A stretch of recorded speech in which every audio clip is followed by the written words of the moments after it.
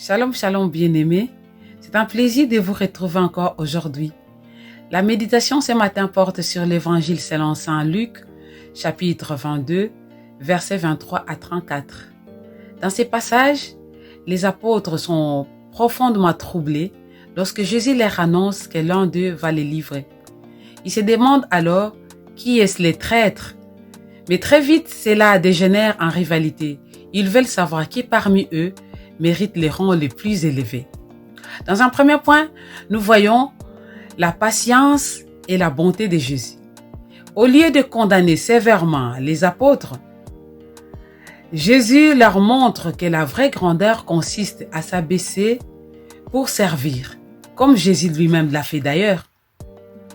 Contraste absolu avec la grandeur du monde qui se recherche dans l'élévation de l'homme. Jésus nous dit que le plus grand parmi vous soit comme le plus petit et celui qui gouverne comme celui qui sert. Dans un deuxième point, nous voyons que Jésus est le modèle parfait à imiter. Comme nous l'avons souligné, au lieu de condamner l'attitude des apôtres, Jésus va plutôt apprécier leur fidélité au milieu du monde où tout s'opposait à lui. Quel enseignement magnifique nous livre le cœur parfait de Jésus. Nos cœurs naturels relèvent facilement les mauvais côtés de ceux qui ont affaire à nous. Nous tenons peu compte du bien qui est en eux. Dans un troisième point, Jésus prévient Pierre de son reniement. Jésus rassure Pierre, lui disant qu'il a déjà prié pour lui. Ainsi, Satan ne pourra pas s'emparer de lui comme il s'est emparé de Judas. Jésus s'adresse à Pierre car Pierre est celui qui courait plus de danger à cause de sa confiance en lui-même.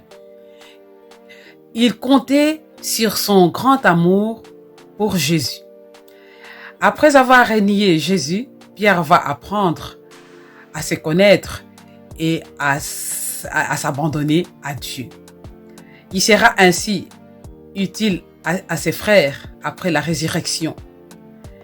Il va les fortifier à rechercher la force et la sagesse dans le Seigneur pour les servir.